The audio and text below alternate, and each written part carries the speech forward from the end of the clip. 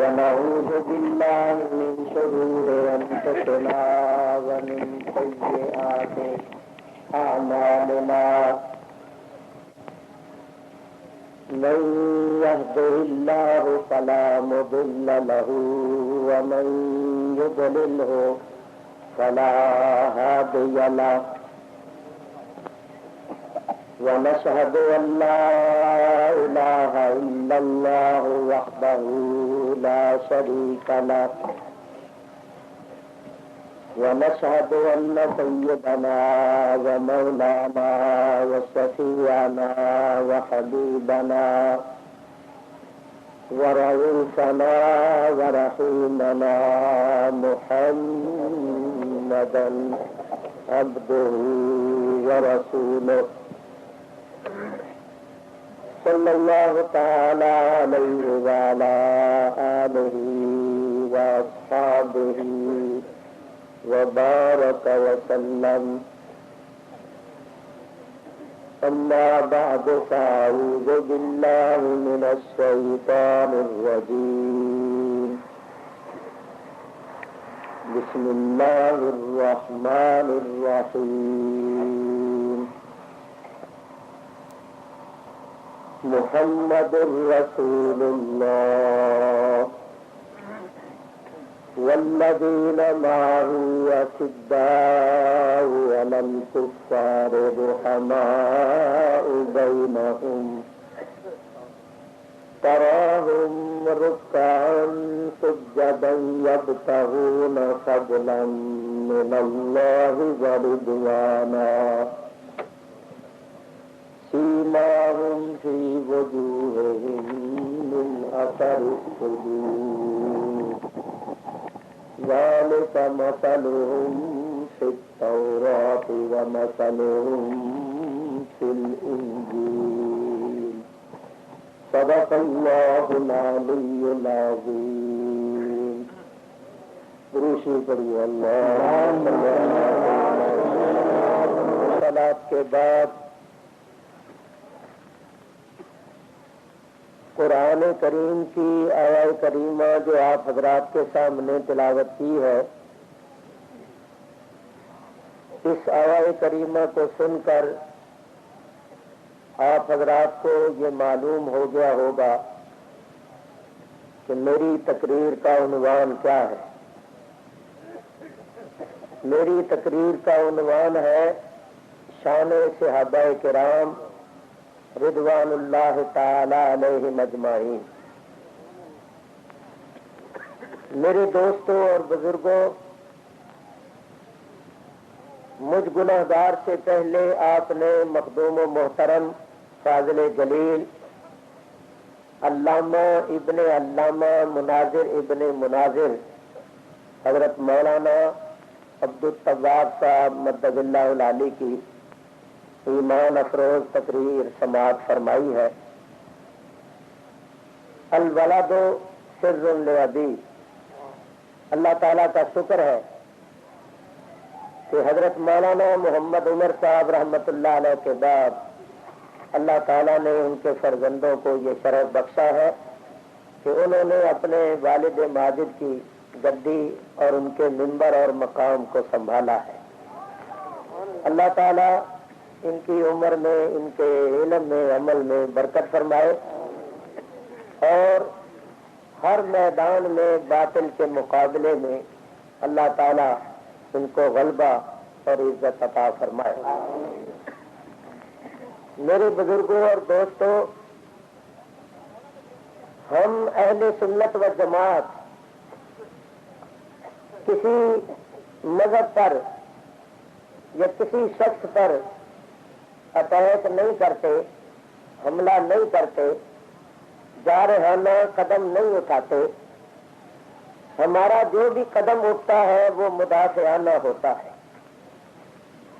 یعنی ہم تو کسی کے مذہب پر، کسی کے عقیدے پر حملہ نہیں کرتے، لیکن چونکہ ہمارے عقائد پر، ہمارے مذہب پر، ہمارے معمولات پر لوگ اعتراضات کرتے ہیں اور ہمیں مشرک اور بدعتی قرار دیتے ہیں اور ہمارے مقدس بزرگوں پر طرح طرح کے الزام عائد کرتے ہیں، تو ہم ان کا جواب دیتے ہیں اور اپنے دوستوں کی تسلی اور تشفی کرتے ہیں تاکہ ہمارے دوست اپنی جگہ مطمئن ہو جائیں کہ ہمارا مسلک اور ہمارا مذہب بالکل حق ہے اور اعتراض کرنے والوں کے اعتراض باطل، غلط اور جاہلانہ ہے۔ میرے بزرگوں اور دوستوں، جس دور میں سے ہم گزر رہے ہیں یہ دور بڑا نازک دور ہے، فتنوں کا دور ہے۔ حضور علیہ الصلوۃ والسلام نے فرمایا ایک زمانہ ایسا آئے گا کہ ہاتھ پر آگ کا انگارہ لے کر کھڑا ہونا آسان ہوگا اور دین اور ایمان کا بچانا مشکل ہو جائے گا۔ فرمایا گمراہی کا دورہ اس قدر زیادہ ہو جائے گا کہ آدمی صبح مومن ہوگا تو شام کو کافر ہو جائے گا اور شام کو مومن ہوگا تو صبح کافر ہو جائے گا۔ اللہ تعالیٰ اس دور کے فتنوں سے ہمیں اپنی پناہ میں رکھے اور ان مقدس بزرگوں کے طفیل ہمارے ایمانوں کی حفاظت فرمائے۔ صحابہ کرام رضوان اللہ تعالی علیہم اجمعین کی شان میں گستاخیاں کی جاتی ہیں، ان پر طرح طرح کے الزام عائد کیے جاتے ہیں، اعتراضات وارد کیے جاتے ہیں۔ تو میں چاہتا ہوں کہ اب آپ حضرات کے سامنے صرف قرآن کی چند آیات سے شان صحابہ بیان کریں۔ آپ حضرات بڑی توجہ کے ساتھ، بڑے سکون کے ساتھ سنیے۔ وما توفیقی الا باللہ العلی العظیم۔ سنو، اللہ تعالیٰ ارشاد فرماتا ہے والذین آمنوا، وہ لوگ جو ایمان لائے، وہاجروا اور ہجرت کی، وجاہدوا فی سبیل اللہ اور اللہ کی راہ میں جہاد کیا، والذین آووا ونصروا اور دوسرے وہ جنہوں نے ان مہاجرین کو اپنے گھروں میں پناہ دی اور ان کی مدد کی۔ ان سب کے متعلق اللہ تعالیٰ ارشاد فرماتا ہے اولئک ھم المؤمنون حقا، یہ سچے اور پکے مومن ہیں۔ لہم مغفرۃ ورزق کریم، ان کے واسطے بخشش ہے اور ان کے واسطے عزت کی روزی ہے۔ نبی کریم علیہ الصلوۃ والسلام نے مکہ مکرمہ میں نبوت کا دعویٰ فرمایا تھا، تو جو لوگ حضور علیہ الصلوۃ والسلام پر ایمان لائے ان لوگوں پر کافروں نے، دشمنوں نے مظالم کرنے شروع کر دیے، یہاں تک کہ وہ کفار کے مظالم سے تنگ آ کر اپنا وطن چھوڑنے پر مجبور ہو گئے۔ انہوں نے مکے جیسے وطن کو چھوڑ دیا اور ہجرت کر کے مدینہ منورہ آئے۔ جو لوگ مکے میں ایمان لائے اور پھر مکے سے ہجرت کر کے مدینہ منورہ آئے، ان صحابہ کرام کو کہا جاتا ہے مہاجرین، اور جو مدینہ طیبہ کے رہنے والے صحابہ کرام تھے انہوں نے ان مہاجرین صحابہ کو اپنے گھروں میں پناہ دی اور ان کی مدد کی، ان کو کہا جاتا ہے انصار۔ تو ان دونوں کے متعلق اللہ تعالیٰ ارشاد فرماتا ہے اولئک ھم المؤمنون حقا، یہ سچے اور پکے مومن ہیں۔ لہم مغفرۃ ورزق کریم، ان کے واسطے مغفرت ہے اور ان کے واسطے عزت کی روزی ہے۔ ذرا غور کرنا، مہاجرین اور انصار صحابہ کے سچے مومن ہونے کی خبر کون دے رہا ہے؟ اللہ تعالی، اور اللہ تعالی کی خبر کبھی غلط نہیں ہو سکتی، کبھی واقعے کے خلاف نہیں ہو سکتی، تو معلوم ہوا کہ یہ ایسے سچے اور پکے مومن ہیں کہ ان کے سچے اور پکے مومن ہونے کی خبر اللہ دے رہا ہے. کوئی ملا، کوئی مجتہد، کوئی امام خبر نہیں دے رہا، اللہ تعالی خبر دے رہا ہے، اور اللہ کی خبر کبھی غلط نہیں ہو سکتی. تو جو ان کے سچے مومن ہونے پر یقین اور ایمان نہیں رکھتا وہ اللہ پر اور اللہ کی کتاب پر ایمان نہیں رکھتا.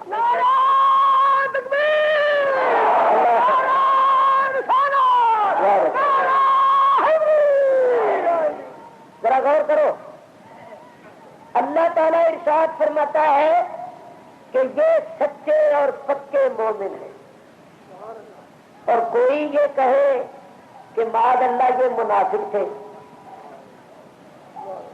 کوئی اگر یہ کہے کہ یہ معاذ اللہ منافق تھے، تو اگر اس کہنے والے کی بات کو سچا سمجھا جائے تو اللہ کی بات واقعے کے خلاف ہوتی ہے، اور جو بات واقعے کے خلاف ہو اس کو کہتے ہیں جھوٹ. جھوٹ کی تعریف کیا ہے؟ جھوٹ کی تعریف یہ ہے کہ جو بات واقعے کے خلاف ہو وہ جھوٹ.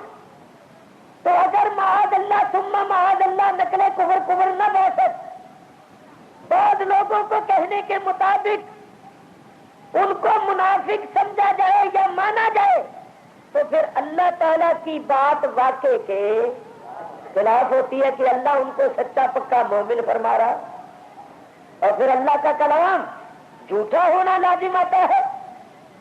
اللہ کا کلام جھوٹا لازم آتا ہے اور اللہ تعالیٰ کا کلام سچا ہے، کیونکہ اللہ سے بڑھ کر سچ بولنے والا اور کوئی نہیں. اللہ خود فرماتا ہے، اللہ فرماتا ہے وَمَنْ أَصْدَقُ مِنَ اللَّهِ حَدِيثًا وَمَنْ أَصْدَقُ مِنَ اللَّهِ قِيلًا.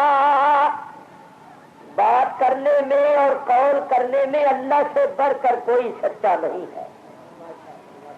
اللہ تعالیٰ بات میں قول میں سب سے زیادہ سچا ہے، تو اللہ تعالیٰ جو سب سے زیادہ سچا ہے وہ خبر دے رہا ہے کہ صحابہ کرام سچے اور پکے مومن ہیں. تو جو ان کو منافق کہتا ہے وہ جھوٹا ہے، اس کی بات جھوٹی ہے، اللہ کا فرمان سچا ہے اور سارے صحابہ سچے مومن ہیں. یہ ہے ہمارا اہل سنت و جماعت کا عقیدہ. معلوم ہوا کہ اہل سنت کا عقیدہ کوئی من گھڑت بناوٹی عقیدہ نہیں ہے، بلکہ قرآن کریم اور اللہ کے فرمان کے مطابق عقیدہ. اور معاذ اللہ جو ان کو منافق وغیرہ سمجھتی ہے ان کا عقیدہ من گھڑت ہے، غلط ہے، جھوٹ ہے، باطل ہے.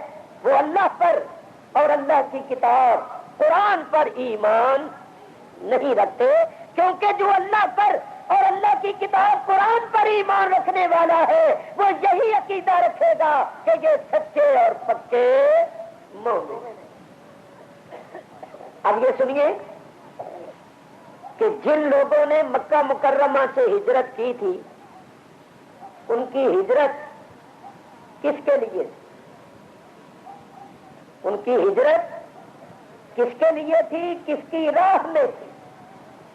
تو اللہ تبارک و تعالی ارشاد فرماتا ہے، اللہ تعالی ارشاد فرماتا ہے والذین ہاجروا فی سبیل اللہ، وہ لوگ جنہوں نے اللہ کی راہ میں ہجرت کی من بعد ما ظلموا، بعد اس کے کہ ان پر ظلم کیا گیا. اس آیت نے بتایا کہ جن صحابہ کرام نے مکے سے ہجرت کی تھی انہوں نے اس لیے ہجرت کی تھی کہ کفار نے ان کو ستایا، کفار نے ان پر مظالم کیے، تو کفار کے مظالم سے تنگ آ کر انہوں نے اللہ تعالیٰ کی راہ میں ہجرت کی تھی.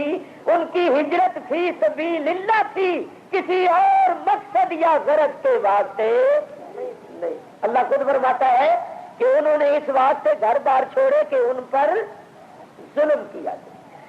دوسری جگہ اللہ تعالیٰ ارشاد فرماتا ہے وَأُوذُوا فِي سَبِيلِي، وہ میری راہ میں ستائے گئے، میری راہ میں ستائے گئے، ان کو اذیتیں پہنچائی گئی، یعنی اللہ اس بات کی بھی خبر دے رہا ہے کہ یہ میری راہ میں ستائے گئے اور انہوں نے جو ہجرت کی تو اس واسطے کہ ان پر ظلم کی انتہا کر دی گئی، تو پھر انہوں نے میری راہ میں گھر بار وطن چھوڑ دیا اور ہجرت کی۔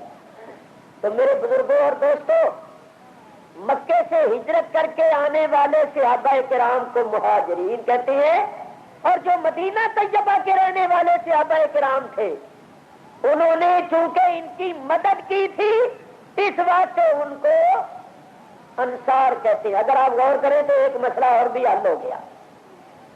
کون سا؟ جو کہتے ہیں کہ اللہ کے سوا کوئی مدد کر سکتا ہی نہیں، ان سے یہ پوچھو کہ پھر ان کو انصار کیوں کہتے ہو؟ ارے انصار کے معنی مدد کرنے والے، اور چونکہ انہوں نے مدد کی اللہ اس بات کی شہادت دے رہا ہے۔ اللہ فرماتے ہیں والذین آووا ونصروا، انہوں نے ان مہاجرین کو اپنے گھروں میں پناہ دی اور ان کی مدد کی۔ چونکہ انہوں نے مدد کی اللہ نے ان کا نام ہی رکھ دیا انصار، مدد کرنے والے۔ اب یہاں ایک بات کرتا، یہ لوگ کہتے ہیں کہ زندے سے مدد مانگنی جائز ہے اور مردوں سے مدد مانگنی جائز نہیں۔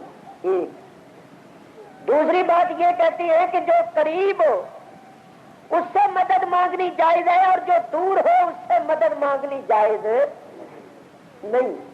اور دلیل کیا پیش کرتے ہیں؟ دلیل پیش کرتے ہیں ایاک نعبد و ایاک نستعین، ہم تیری ہی عبادت کرتے ہیں اور تجھ سے ہی مدد مانگتے ہیں۔ آیت یہ پڑھیں گے کہ تجھ سے ہی مدد مانگتے ہیں، اور پھر یہ تفریق کریں گے کہ زندے سے جائز ہے مردے سے جائز نہیں، قریب سے جائز ہے بعید سے جائز نہیں، اور آیت کیا کرتی ہے؟ تجھ سے ہی مدد مانگتے ہیں۔ تو بھئی اس میں تو اثر ہے، جب اللہ سے ہی مدد مانگتے ہو تو پھر اللہ کے سوا اگر کسی سے مدد مانگو گے تو یہ شرک ہوگا، چاہے وہ زندہ ہو چاہے مردہ ہو، چاہے قریب ہو چاہے بعید ہو۔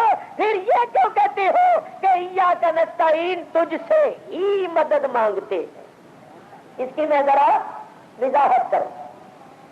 ایک مولوی آج کل پاکستان بھر میں پھرتا ہے، وہ عموماً اپنی تقریر میں یہ بات کرتا ہے ایاک نعبد و ایاک نستعین، یہ آیت پڑھ کے کہتا ہے کہ ہم جو صحیح معنوں میں اللہ کو ماننے والے ہیں، قرآن کو ماننے والے ہیں، ہم تو کہتے ہیں ایاک نعبد، ہم تیری ہی عبادت کرتے ہیں، و ایاک نستعین، اور تجھ سے ہی مدد مانگتے ہیں۔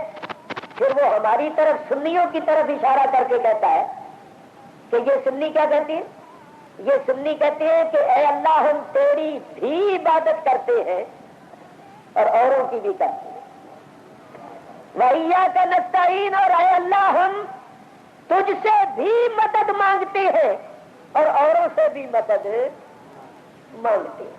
تو اس نے یہ ترجمہ کر کے کہا کہ بس فرق ہے ہی اور بھی کا، ہی اور اپنے آپ کو کہنے لگا ہم کہتے ہیں تجھ سے ہی، اور ہماری طرف اشارہ کر کے سنیوں کی طرف کہنے لگا کہ یہ مشرک کہتے ہیں تجھ سے بھی، اوروں سے بھی اور تجھ سے بھی۔ اچھا، ہی بھی کا فرق بیان کر کے پھر اس نے ایک بڑی فحش قسم کی مثال دی، تو میں اس کو بڑے مہذب طریقے سے پیش کر کے پھر مسئلہ عرض کروں گا، کیونکہ جب تک وہ پیش نہیں کی جائے گی مسئلہ اچھی طرح سمجھ میں نہیں آئے گا۔ کہنے لگا ایک ہوتی ہے شریف پاک دامن نیک عورت جو اپنے شوہر کو کہتی ہے کہ میں تیری ہی ہوں، جس کا ایک ہی شوہر ہوتا ہے، اس ایک کے ساتھ اس کی نسبت ہوتی ہے، تو وہ اپنے شوہر سے کہتی ہے کہ میں تیری ہی ہوں۔ اور کہنے لگا کہ ایک ہوتی ہے بازاری عورت اس کے پاس جو بھی چلا جاتا ہے اس کو وہ کہتی ہے کہ میں تیری بھی ہوں، یعنی اوروں کی بھی جو آ جائے اس کی، اور آج تیری بھی ہوں۔ تو یہ بات کر کے وہ کہنے لگا کہ ہم میں اور ان میں ایسا ہی فرق ہے، ہماری مثال ایسی ہے جیسے شریف پاک پاک دامن عورت، اور ان کی مثال ایسی ہے جیسی بازاری عورت، ہم ہی کہتے ہیں یہ بھی کہتے ہیں۔ اب آپ، میں نے یہ اشارہ کیا، اس کو وہ مرد مسالہ لگا کے ذرا تفصیل کے ساتھ بیان کرتا ہے۔ اب میں اس کا جواب کرتا ہوں، ذرا غور سے سن لیجیے اور یاد بھی رکھیں۔ میرے بزرگوں اور دوستوں، وہ عورت جو اپنے شوہر سے کہتی ہے کہ میں تیری ہی ہوں، اس عورت کی متعدد حیثیتیں ہیں، اس عورت کی حیثیتیں متعدد ہیں، ایک نہیں بہت سی ہے۔ مثلا وہ مخلوق بھی ہے، ایک اس کی حیثیت یہ ہے کہ وہ مخلوق بھی ہے، اس کا کوئی خالق بھی ہے۔ ایک اس کی حیثیت یہ ہے کہ وہ مخلوق ہے، دوسری اس کی حیثیت یہ ہے کہ وہ بیٹی ہے، اس کا ضرور ماں باپ بھی ہوگا۔ تو ایک اس کی حیثیت یہ ہے کہ وہ بیٹی بھی ہے، دو حیثیتیں ہو گئی، مخلوق بھی ہے، بیٹی بھی ہے۔ اس کے بہن بھائی بھی ہوں گے، تو اس کی تیسری حیثیت یہ ہے کہ وہ بہن بھی ہے، اس کی اولاد بھی ہوگی۔ تو چوتھی حیثیت یہ ہے کہ وہ ماں بھی ہے اور اس کا شوہر بھی ہے۔ تو پانچویں حیثیت یہ ہو گئی کہ وہ بیوی بھی ہے۔ تو حیثیتیں تو بہت سی ہو سکتی ہیں، ابھی 5 ہی رہنے دو۔ تو وہ جو اپنے شوہر سے کہتی ہے کہ میں تیری ہی ہوں، تو کیا ہر حیثیت سے کہتی ہے یا ایک حیثیت؟ اگر وہ اللہ وہ جو اپنے شوہر سے کہتی ہے کہ میں تیری ہی ہوں، تو کیا ہر حیثیت سے کہتی ہے یا ایک حیثیت سے؟ اگر کہو ہر حیثیت سے کہتی ہے تو پھر تو یہ ہی ہوں بڑی مہنگی پڑے گی۔ پھر تو اس کا مطلب یہ ہوگا کہ میں مخلوق بھی تیری ہی ہوں، بیٹی بھی تیری ہی ہوں، ماں بھی تیری ہی ہوں، بہن بھی تیری ہی ہوں، اور بیوی بھی تیری، پھر تو ہی ہوں بڑی مہنگی پڑے گی۔ پھر تو کسی مفتی سے مسئلہ پوچھنا پڑے گا کہ وہ اس کی بیوی بھی رہی یا نہیں رہی۔ ارے جس نے اپنے شوہر کو اپنا خالق کہہ دیا، باپ کہہ دیا، بیٹا کہہ دیا، بھائی کہہ دیا، پھر تو مسئلہ پوچھنا پڑے گا کہ وہ اس کی بیوی بھی رہی یا نہیں رہی۔ تو تسلیم کرنا پڑے گا کہ وہ جو اپنے شوہر سے کہتی ہے کہ میں تیری ہی ہوں، تو صرف ایک حیثیت سے کہتی، صرف ایک حیثیت، کہ بیوی ہونے کی حیثیت سے تیری ہی، ہر حیثیت سے نہیں، بیوی ہونے کی حیثیت سے تیری ہی ہوں، مخلوق ہونے کی حیثیت سے اپنے خالق و مالک اللہ کی ہی ہوں، بیٹی ہونے کی حیثیت سے اپنے ماں باپ کی ہی ہوں، اور بہن ہونے کی حیثیت سے اپنے بہن بھائیوں کی ہی ہوں، اور ماں ہونے کی حیثیت سے اپنی اولاد کی ہی ہوں، تیری ہی ہوں صرف بیوی ہونے کی حیثیت۔ تو یہ ثابت ہو گیا کہ وہ ایک حیثیت سے شوہر سے کہتی ہے کہ میں تیری ہی ہوں۔ اب ذرا غور سے سن، ہم کہتے ہیں یا کنا دو، اے اللہ ہم تیری ہی عبادت کرتے ہیں، تیرے سوا کسی کو لائق عبادت نہیں سمجھ، تیرے سوا کسی اور کی عبادت نہیں کرتے، کیونکہ تیرے سوا کوئی معبود ہے ہی نہیں۔ وَإِيَّاكَ نَسْتَعِينُ، اور معبود سمجھ کر تجھ سے ہی مدد مانگتے ہیں، تیری ہی عبادت کرتی ہے، تیرے سوا کوئی عبادت کے لائق نہیں، تجھے ہی معبود مانتے ہیں، اور معبود مان کر صرف تجھ سے ہی مدد مانگتے ہیں. اگر اوروں سے مدد مانگتے ہیں تو ان کو معبود نہیں مانتے, معبود نہیں سمجھتے. استاد سے مدد مانگتے ہیں, استاد سمجھ کر. پیر سے مدد مانگتے ہیں, پیر سمجھ کر. نبی سے مدد مانگتے ہیں, نبی سمجھ کر. پولیس سے مدد مانگتے ہیں, پولیس سمجھ کر. وکیل سے مدد مانگتے ہیں, وکیل سمجھ کر. اور اے مولا, اگر کوئی بیماری آ جائے تو ڈاکٹر حکیم سے مدد مانگتے ہیں, ڈاکٹر حکیم سمجھ کر, معبود سمجھ کر مدد مانگتے ہیں تو تجھ سے ہی مانگتے ہیں.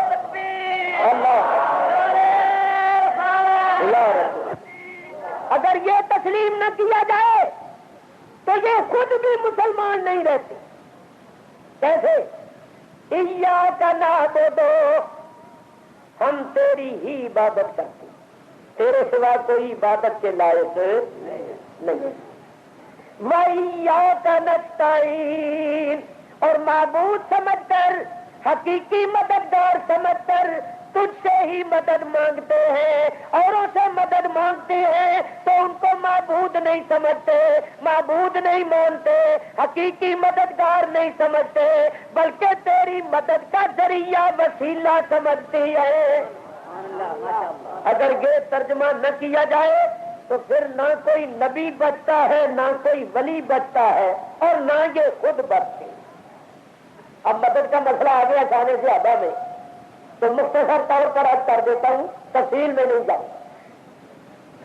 سب سے پہلے دیکھو اللہ مدد مانگ رہا. اللہ تعالیٰ ارشاد فرماتا ہے, ان تنصروا اللہ ینصرکم. ایمان والو, اگر تم اللہ کی مدد کرو گے اللہ تمہاری مدد کرے گا. یا ایھا الذین آمنوا کونوا انصار اللہ, اے ایمان والو اللہ کے مددگار بن جاؤ. کیوں بھائی اللہ مدد مانگ رہا ہے یا نہیں؟ اللہ بھی مدد مانگ رہا ہے. اور دیکھو, مدد اسی سے مانگی جاتی ہے جو مدد کر سکتا ہو. تو اگر اللہ نے انسان کو مدد کرنے کی قدرت طاقت دی نہیں تو اللہ تعالیٰ ان سے یہ کیوں فرما رہا ہے کہ تم اللہ کی مدد کرو, اللہ تمہاری مدد کرے گا؟ اگر اللہ نے مدد کرنے کی طاقت دی نہیں تو اللہ نے حکم کیوں دیا ہے مدد کرنے کا؟ اس کا حکم دینا اس بات کی تائید کرتا ہے, تصدیق کرتا ہے کہ اللہ نے بندے کو مدد کرنے کی قدرت اور طاقت دی ہے.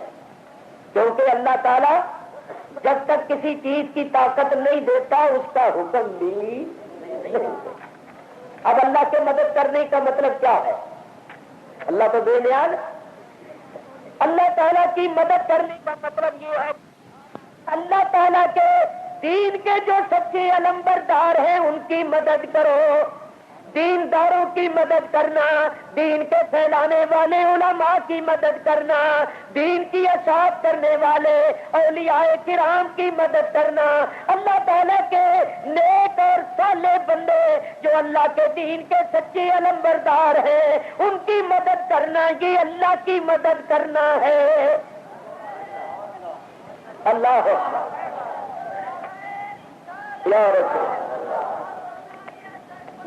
زندہ. اللہ فرماتا تم اللہ کے دین کے مددگار بن جاؤ, جو دین کے سچے علمبردار ہیں ان کے مددگار بن جاؤ, اللہ تمہارا مددگار ہو جائے گا. تو دیکھیے اللہ تعالیٰ ہمیں حکم دے رہا ہے کہ مدد کرو. دوسری آیت سنی. ابھی مولانا عبدالتواب صاحب آپ کے سامنے جس آیت پر تقریر فرما رہے تھے اس آیت میں اللہ تعالیٰ نے سارے نبیوں سے جو عہد لیا اس میں کیا فرمایا؟ اللہ نے فرمایا لَتُؤْمِنُنَّ بِهِ وَلَتَنصُرُنَّهُ.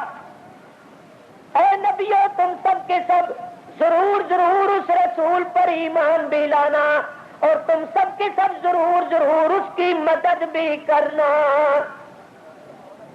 اللہ نے یہ حکم دے کر فرمایا اقرار, تم کیا اقرار کرتے ہو کہ ایمان بھی لاؤ گے مدد بھی کرو گے؟ قالوا اقررنا، سارے نبیوں نے عرض کیا مولا ہم اقرار کرتے ہیں۔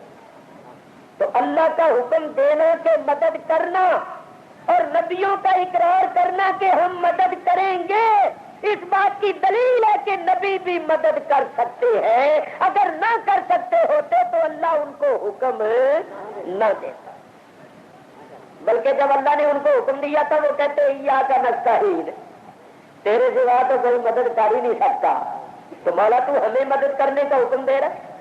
اور اگر آپ غور کریں نا تو ایک بات اور بھی اس میں ہے، ذرا توجہ کرو۔ اللہ تعالیٰ نے نبیوں سے عہد لیا کہ جب میرا رسول تم سب کے آخر میں آئے گا تو اس پر ایمان لانا اور اس کی مدد کرنا۔ تو نبیوں کو چاہیے تھا، وہ کہتے یا اللہ جب تیرا نبی آئے گا اس وقت ہمارا تو انتقال ہو چکا ہوگا، ہم تو اپنی قبروں میں دفن ہوں گے، تو ہمیں پتہ کیسے چلے گا کہ تیرا نبی آ گیا اور قبروں میں پڑے پڑے مدد کیسے کریں گے؟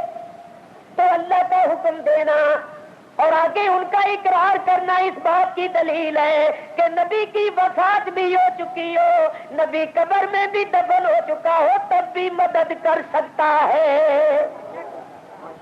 نہ کر سکتا ہوتا تو اللہ کے ساتھ اقرار نہ کر، اور کی یا نہیں یہ بھی نمونہ دیکھ لو، یاد رکھ لو۔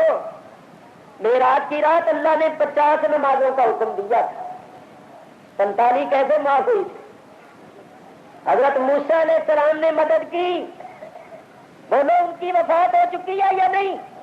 قبر میں دفن ہے یا نہیں؟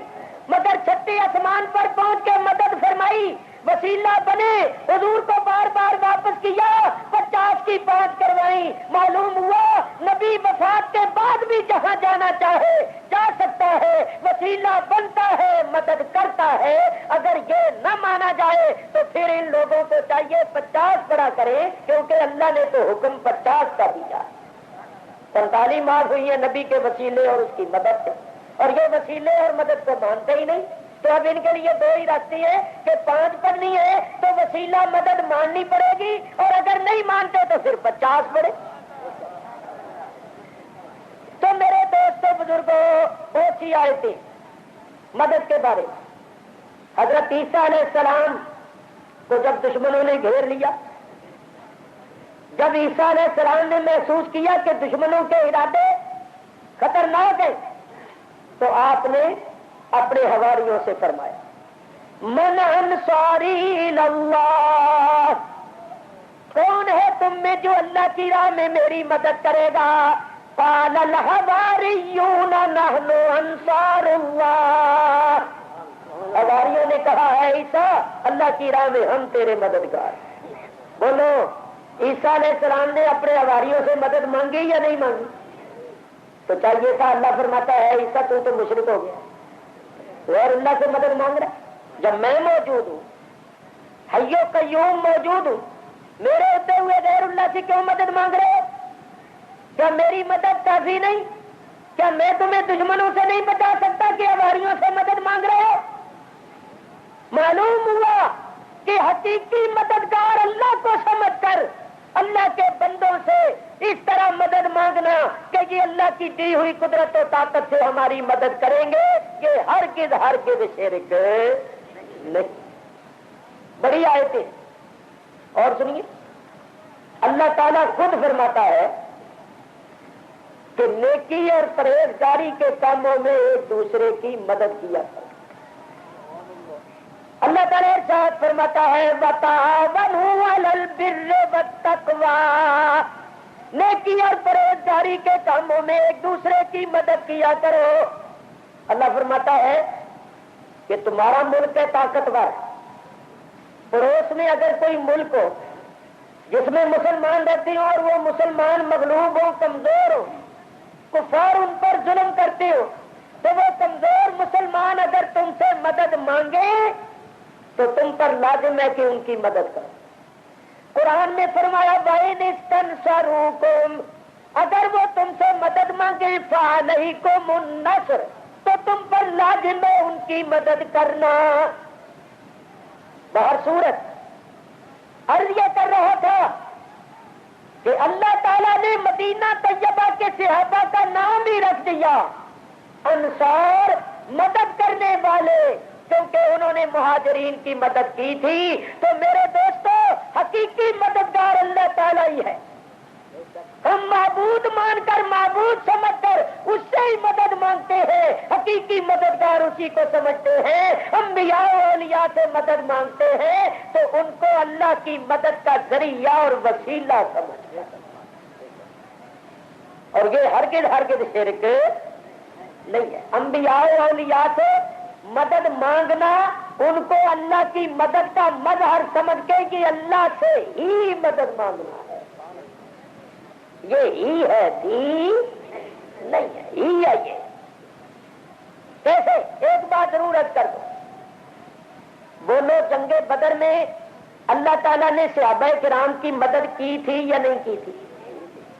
یمددکم ربکم, اب تمہارے رب نے تمہاری مدد فرمائی. اللہ نے مدد کی تھی جنگ بدر میں, تو کس طرح مدد کی؟ براہ راست یا فرشتوں کے ذریعے وسیلے؟ بولو, فرشتوں کے ذریعے وسیلے. مدد اللہ کی تھی مگر اس کا ظہور ہوا فرشتوں کے ذریعے سے.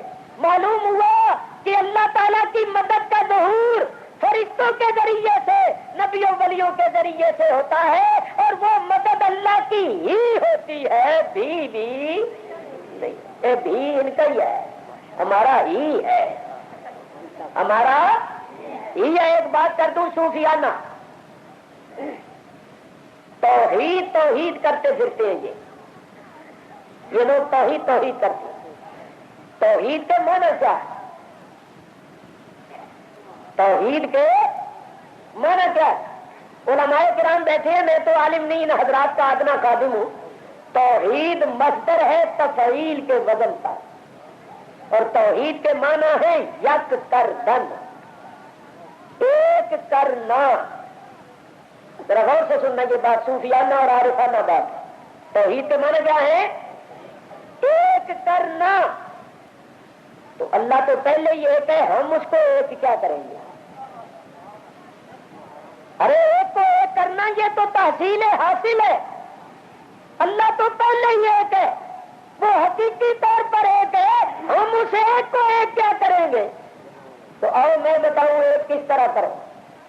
ایک اس طرح کرو کہ اللہ کی مدد کو اور رسول کی مدد کو ایک ہی سمجھو, غیریت نہ ڈالو. رسول اللہ کی مدد کو اللہ کی مدد کا غیر نہ سمجھو, رسول اللہ کے علم کو اللہ کے علم کا غیر نہ سمجھو, رسول اللہ کے کرم کو اللہ کے کرم کا غیر نہ سمجھو, رسول اللہ کی مدد کو اللہ کی مدد کا غیر نہ سمجھو. اگر غیر سمجھو گے تو شرک ہے, اور اگر اللہ کی مدد سمجھو گے یہ توحید ہے. اللہ یہ توحید کرتے پھرتے ان کو پتہ ہی نہیں توحید کہتے کس کو. انہوں نے شرک کا نام توحید رکھا ہوا ہے اور توحید کا نام شرک رکھا ہوا ہے. میں بات بتاؤں آپ کو, دیکھیے, انبیاء و اولیاء کے کمالات اللہ کے کمالات کا غیر نہیں. اگر غیر مانو تو یہ شرک ہے.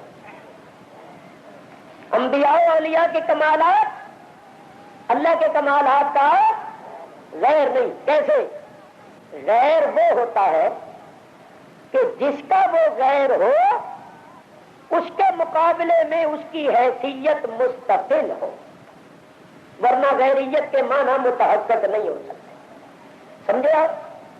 غیر وہ ہوتا ہے کہ جس کا وہ غیر ہو اس کے مقابلے میں اس کی حیثیت مستقل ہو. مثلا یہ دو مشینیں پڑی ہوئی ہیں, ٹیپ ریکارڈر بہت سی پڑی ہوئی ہے, مگر میں ان دو کی بات کرتا ہوں. یہ دونوں آپس میں ایک دوسرے کی غیر ہے.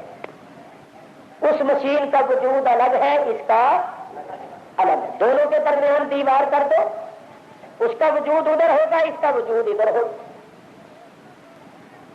لیکن میں بیٹھا ہوں یہاں, میرے سامنے یہاں آئینہ لگا دیجئے, اس آئینے میں جو میرا چہرہ نظر آئے گا وہ میرے اس چہرے کا غیر نہیں ہے, وہ میرے اس چہرے کا غیر نہیں. اگر غیر ہو تو درمیان میں پردہ ڈال دو, دیوار کر دو, پھر بھی شیشے میں نظر آئے گا چہرہ. نہیں آئے گا۔ تو شیشے میں جو نظر آ رہا ہے وہ میرے چہرے کا غیر نہیں ہے، عین بھی نہیں ہے۔ بڑے لکھے حضرات ہوں گے وہ کہیں گے کہ جب غیریت کی نفی ہوئی تو عینیت کا اثبات ہوا، تو میں اس کا بھی اضافہ کروں۔ شیشے میں جو میرا چہرہ نظر آ رہا ہے، میرا عین چہرہ تو میرے جسم کے ساتھ یہاں ہے، کرسی کے اوپر ہے، شیشے کے اندر۔ تو شیشے کے اندر نہ میرا اور اس بجلی جو وہاں پیدا ہو رہی ہے یہ اس کا غیر نہیں۔ اسی طرح انبیاء و اولیاء اللہ تبارک و تعالیٰ کے کمالات کے مظاہر ہیں، ان سے جس کمال کا ظہور ہوتا ہے وہ کمال حقیقت میں اللہ کا ہوتا ہے، ظاہر ان سے ہوتا ہے۔ تو میرے دوستو، رسول اللہ کے کمال کو اللہ کا کمال سمجھو، رسول اللہ کے جمال کو اللہ کا جمال سمجھ کے اس طرح ایک کرو تو یہ توحید ہے، اور اگر غیریت قائم کرو گے تو یہ شرک ہے۔ یہ ہے توحید، ایک کرنا اللہ، ایک کرنا یہ ہے، ایک کرنا یہ ہے کہ رسول اللہ کے علم کو اللہ کا علم سمجھو، رسول اللہ کے علم کو اللہ کا علم سمجھو، رسول اللہ کے جمال کو اللہ کا جمال سمجھو۔ تو اس طرح ایک کرو، یہ توحید ہے، اور اگر غیریت قائم کرو گے یہ شرک ہے۔ تو بولے یہ غیر اللہ کہتے رہتے ہیں ہر وقت، یا نہیں؟ ہمیں تو غیر اللہ کہتے ہی غیرت آتی ہے، ہم کہتے ہیں حضور غیر اللہ نہیں ہے۔ ارے جو غیر ہوتا ہے وہ حبیب نہیں ہوتا، اور جو حبیب ہوتا ہے وہ غیر نہیں ہوتا۔ ہم غیر اللہ نہیں کہتے، ہم تو حبیب اللہ کہتے ہیں، ہم تو مظہر اللہ کہتے ہیں، اور حبیب غیر نہیں ہوتا، مظہر اپنے مظہر سے جدا نہیں ہوتا۔ اسی واسطے حضرت مولانا حسن رضا خان صاحب رحمت اللہ علیہ فرماتے ہیں، تم ذات خدا سے نہ جدا ہو نہ خدا ہو، تم ذات خدا سے نہ جدا ہو نہ خدا ہو، اللہ کو معلوم ہے کیا جانیے کیا ہو۔ تو نہ خدا ہے اور نہ جدا ہے، نہ خدا ہے اور نہ جدا ہے، بلکہ کیا ہے؟ مظہر خدا ہے، حبیب خدا ہے۔ خیر دور چلی گئی بات، جو مدینہ طیبہ سے ہجرت کر کے گئے وہ مہاجرین، اور جو مکہ مکرمہ سے ہجرت کر کے مدینہ طیبہ گئے وہ مہاجرین، اور مدینہ طیبہ کے رہنے والے انصار۔ اب دوسری آیت ہے، اللہ تعالیٰ ارشاد فرماتا ہے والسابقون الاولون من المہاجرین والانصار، سبقت کرنے والے پہلے مہاجرین اور انصار میں سے، والذین اتبعوہم بإحسان، اور وہ جنہوں نے بھلائی کے ساتھ ان کی پیروی کی، سابقون الاولون کی۔ اللہ ان سب کے بارے میں فرماتا ہے رضی اللہ عنہم ورضوا عنہ، اللہ ان سے راضی ہو گیا اور یہ اللہ سے راضی ہو گئے۔ وَأَعَدَّ لَهُمْ جَنَّاتٍ تَجْرِي تَحْتَهَا الْأَنْهَارُ، اور ان کے بعد سے اللہ نے باغات بنائے ہیں جن کے نیچے نہریں جاری ہوں گی، خالدین فیہا ابدا، یہ ان باغوں میں ہمیشہ ہمیشہ رہیں گے۔ ذالک الفوز العظیم، یہ ہے بہت بڑی کامیابی۔ ذرا غور کرو، وہ لوگ جنہوں نے ایمان لانے میں، اسلام قبول کرنے میں پہل کی، سبقت کی، مہاجرین اور انصار میں سے، ان کو کیا کہتے ہیں؟ سابقون الاولون، جنہوں نے ایمان لانے میں، اسلام قبول کرنے میں پہل کی، سبقت، وہ ہے سابقون الاولون۔ اور دوسرے وہ جنہوں نے بھلائی کے ساتھ ان سابقون الاولون کی پیروی کی۔ ان سب کے بارے میں اللہ کیا فرماتا ہے؟ رضی اللہ عنہم، راضی ہو گیا اللہ ان سے، ورضوا عنہ، اور یہ راضی ہو گئے، اللہ سے ذرا غور کرو، اللہ فرماتے ہیں میں ان سے راضی ہو گیا، اور آج چند افراد یہ کہیں کہ ہم ان سے راضی نہیں ہیں، تو بولو جن سے اللہ راضی ہے ان سے اگر کوئی ناراض بھی رہے گا تو وہ اپنے ہی نقصان کرے گا، جن سے اللہ راضی ہے ان کا کیا بگڑے؟ ایک بات، اور دوسری بات یہ ہے کہ اللہ تو فرماتا ہے کہ میں ان سے راضی، اور جو کہے کہ میں ان سے راضی نہیں ہوں وہ اللہ کا مخالف ہوا یا موافق؟ مخالف۔ اس کا مطلب یہ ہوا کہ وہ یہ کہتا ہے کہ اے اللہ تو ان سے راضی ہے پر میں ان سے راضی، ایسی بات وہی کہے گا جو اللہ کا دشمن ہوگا، جو اللہ کا مخالف ہوگا، جس کو اللہ کی رضا مطلوب نہیں ہوگی، اور جس کو اللہ کی رضا مطلوب ہوگی وہ یہ کہے گا کہ اے اللہ جن سے تو راضی ان سے میں بھی راضی۔ جو اللہ پر اور اللہ کی کتاب پر ایمان رکھتا ہے وہ یہ کہے گا کہ جن کو اللہ تعالیٰ نے دنیا میں ہی اپنی رضا کی سند عطا فرمائی ان کا درجہ مرتبہ بہت بلند ہے، اور میں اللہ پر اور اللہ کی کتاب پر ایمان رکھتے ہوئے یہ عقیدہ رکھتا ہوں کہ یہ وہ ہستیاں ہیں جن کو اللہ نے دنیا میں ہی اپنی رضا کا پروانہ عطا فرمایا۔ جو یہ نہیں مانتا وہ اللہ پر اور اللہ کی کتاب پر ایمان نہیں رکھتا۔ آگے اللہ کیا فرماتا ہے؟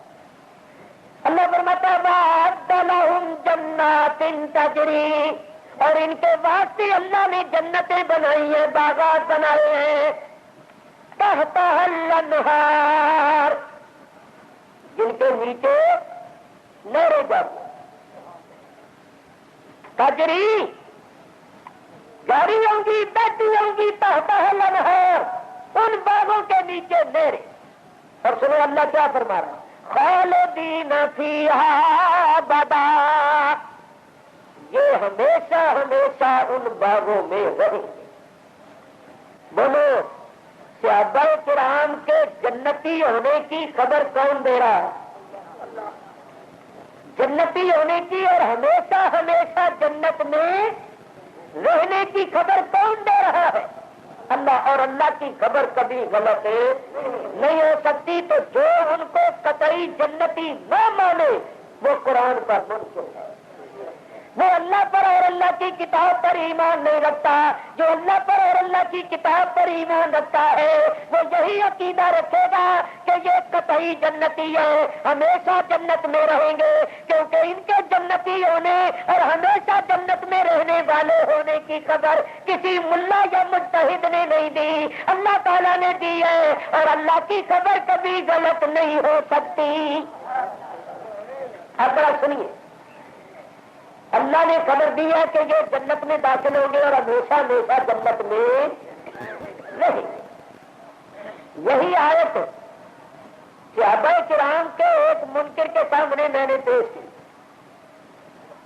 یہ آیتیں پڑھ کے تو میں نے کہا بول تیرا ان آیتوں پر ایمان ہے یا نہیں؟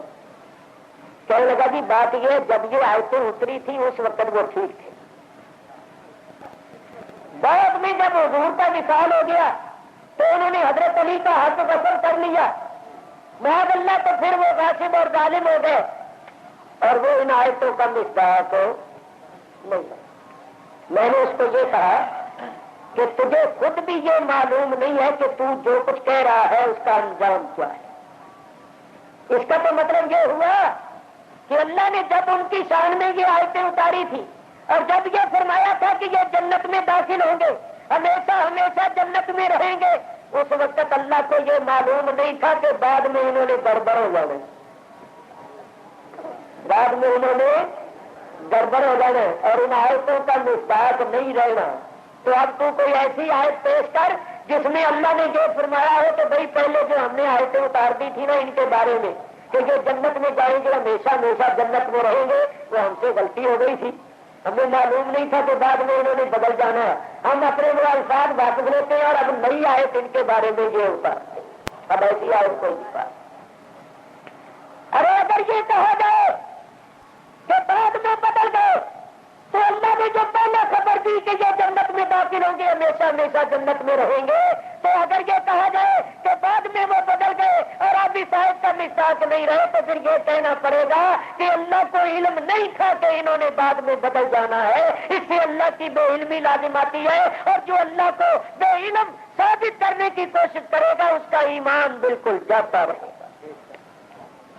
تو عالم الغیب اللہ نے، جس اللہ نے ان صحابہ کے پیدا ہونے سے پہلے ان کی شان تورات انجیل میں بیان فرمائی، اسی نے قرآن میں بیان فرمائی، وہ آنے والے حالات کو بھی جانتا ہے، اس کا علم قدیم ہے، تو اللہ نے ان کے جنتی ہونے کی خبر دی، ہمیشہ جنت میں رہنے والے ہونے کی خبر دی۔ تو اس پر ایمان رکھتے ہوئے یہ عقیدہ رکھو کہ تمام صحابہ جنتی ہیں، ہمیشہ جنت میں رہیں گے، کیونکہ ان کے جنتی ہونے کی خبر اللہ نے دی ہے، اور اللہ کی خبر کبھی غلط نہیں ہو۔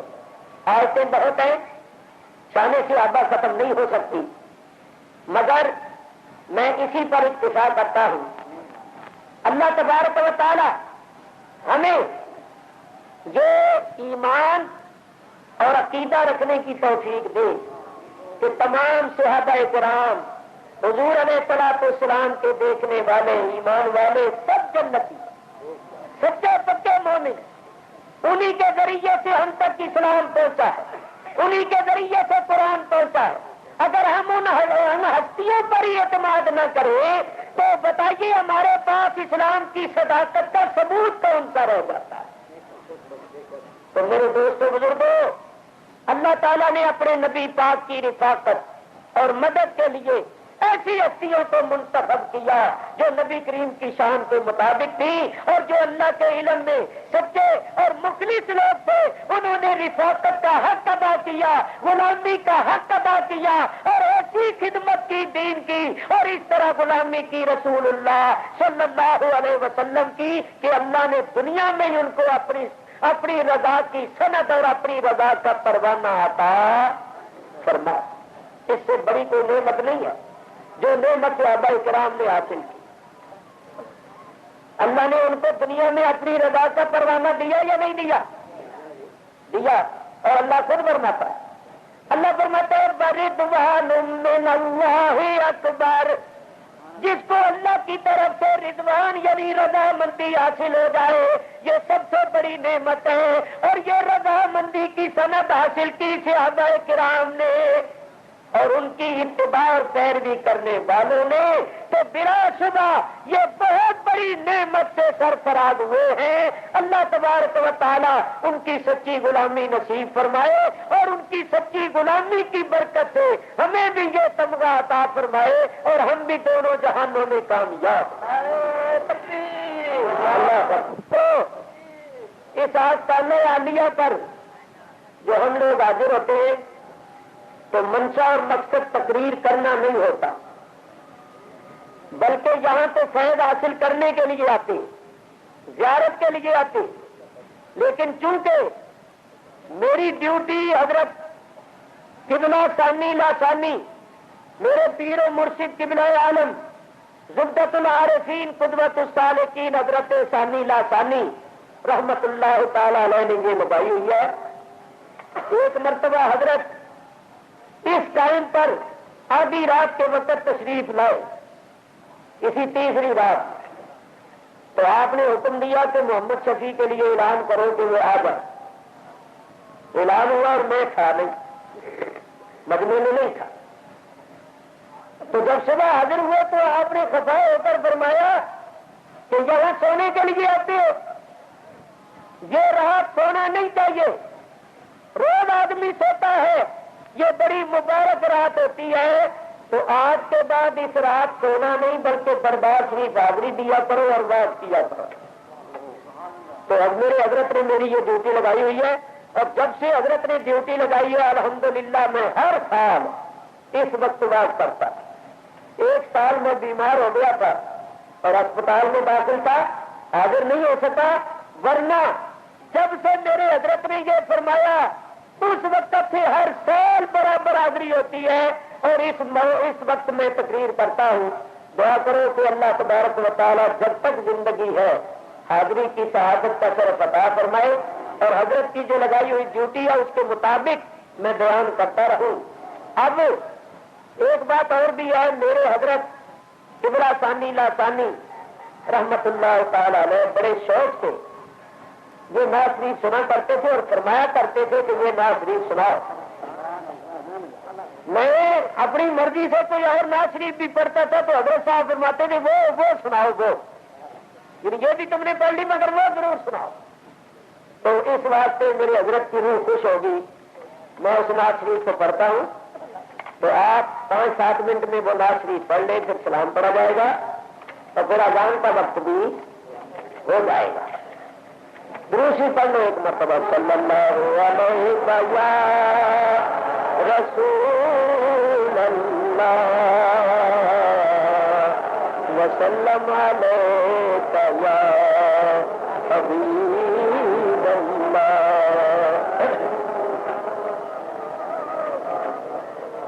شہد سے میٹھا محمد نام، شہد سے میٹھا محمد نام صلی اللہ علیہ وسلم.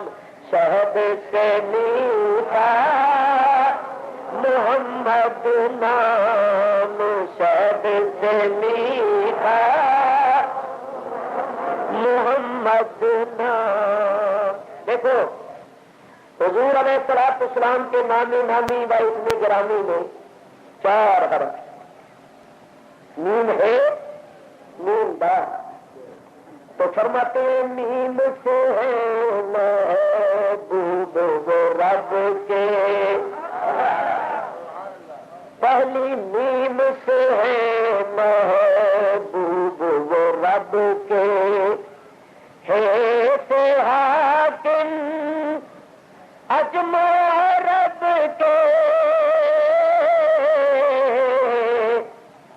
ہے سے حاکم عرب عجم کے. دوسری نیم سے مالک سب کے، دوسری نیم سے مالک سب کے، دال سے داتا دونوں جہاں کے، جود ہے ان کا مشہد سے میٹھا محمد نام، مشہد سے میٹھا دال سے داتا دونوں جہاں کے، جود ہے ان کا مشہد سے میٹھا محمد نام، مشہد سے میٹھا. نیم میں توحید دلائے، نیم میں توحید دلائے، ہے پھر آ کے حق سے ملائے، ہے پھر آ کے حق سے ملائے. دوسری نیم مراد دلائے، دوسری نیم مراد دلائے، دال بچا کر دوزخ سے فردوس کا دے پیغام. شہد سے میٹھا محمد نام صلی اللہ علیہ وسلم، شہد سے میٹھا دال بچا کر دوزخ سے فردوس کا دے پیغام. شہد سے میٹھا محمد نام، شہد سے میٹھا. نیم سے ہے ہر دکھ کے مداوا،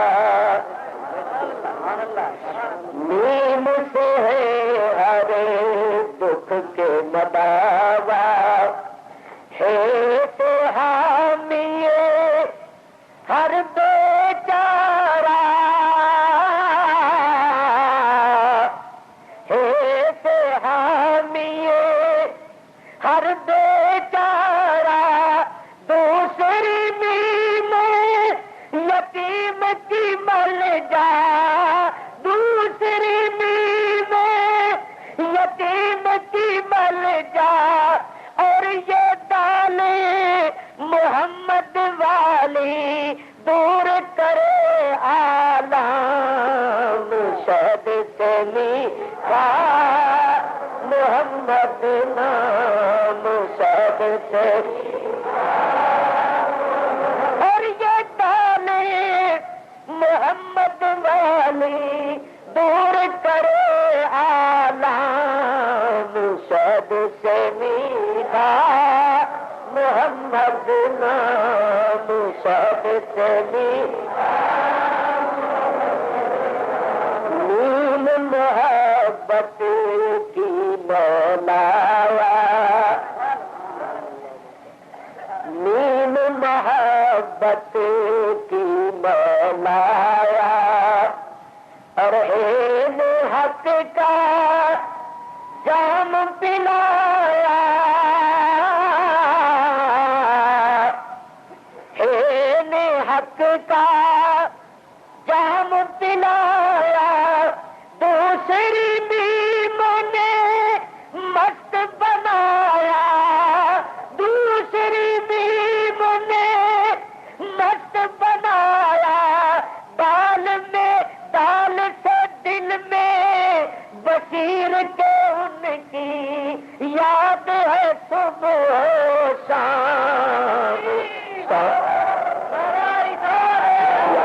دال سے دل میں بصیر کے ان کی یاد ہے صبح و شام، شہد سے میٹھا محمد نام شہد سے، دال سے دل میں ہم سب کے یاد ہے ان کی صبح و شام، شہد سے میٹھا محمد نام شہد سے میٹھا محمد نام صلی اللہ علیہ وسلم، کرم کر صاحبین کا صدقہ، کرم کر حسنین کا صدقہ، کرم کر میرے غوث کا صدقہ، کرم کر چشم دل کر دو منور، یا نبی سلام علیکہ، یا رسول سلام علیکہ، یا حبیب سلام علیکہ، صلوات اللہ علیہ، صلوات اللہ علیہ، حبیبی سیدی یا رسول اللہ یا حبیب اللہ صلی اللہ علیہ وسلم، ہم نے جان کر کافی سہارا لے لیا ہے در تمہارا، منکر اپنا اور ہمیں ڈھونڈ لے، منکر اپنا اور ہمیں ڈھونڈ لے، آپ ہی ہم پر تو رحمت کیجئے، کیونکہ ہم نے جان کر کافی سہارا لے لیا در حبیبی سیدی یا رسول اللہ، کریم اور بھی ہوں گے جہان میں لیکن، کریم اور بھی ہوں گے جہان میں لیکن، ہماری رسائی فقط تیرے آستان تک ہے، ہماری دوڑ فقط تیرے آستان تک ہے، تو پھر کیوں نہ کہیں ہم نے جان کر کافی سہارا لے لیا ہے پر میرے آقا لے لیا حیدر، شیر ربانی لے لیا حیدر، تمہارا جان کر کافی سہارا، شرپری آقا ہم نے لے لیا حیدر، تمہارا جان کر کافی سہارا، لے لیا حیدر، یا رسول اللہ یا حبیب اللہ صلی اللہ علیہ وسلم، ہم تمہارے ہو کے کس کے پاس جائیں، ہم تمہارے ہو کے کس کے پاس جائیں، صدقہ شہزادوں کا رحمت کیجئے، کیونکہ ہم نے جان کر کافی سہارا لے لیا پر تمہارا، خلق کے وارث خدارا، لو سلام اب تو ہمارا، یا نبی سلام علیکہ، یا رسول سلام علیکہ، یا حبیب سلام علیکہ، صلوات اللہ صلوات اللہ علیہ السلام، اے سبز گنبد کے مکین، السلام اے رحمت للعالمین، دست بتا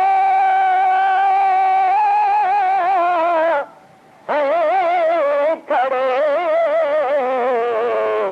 تیرے غلام، راجدانہ عرض کرتے ہیں سلام، ہر دم اجمع صد درود صد سلام، بر رسول آل اصحاب استمام، الصلاة والسلام علیک یا رسول اللہ، الصلاة والسلام علیک یا حبیب اللہ، وعلى آلك وأصحابك وأزواجك وأولياء أمتك وعلماء ملتك ونبي الله، میاں شیر محمد کا تو میرے ثانی پیا، تیری کیا بات ہے، تو ہے ثانی لاسانی مکمل ولی، نائب اولیاء تیری کیا بات ہے، تو ہے ثانی لاسانی مکمل ولی، نائب اولیاء تیری کیا بات ہے،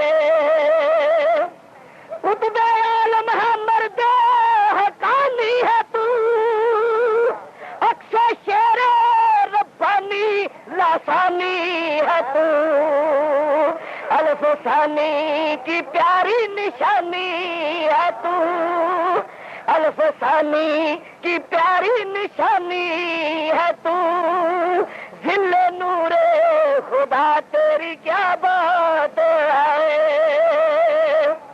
کی عطا تجھ کو خالق نے توفیق ہے، سارے ولیوں نے کی تیری تصدیق ہے، جلوہ گھر تجھ پہ سایہ صدیق ہے، جلوہ گھر تجھ پہ سایہ صدیق ہے، میرے مشکل کشا تیری کیا بات ہے، ہم غریبوں کا ثانی سہارا ہے تو، میاں شیر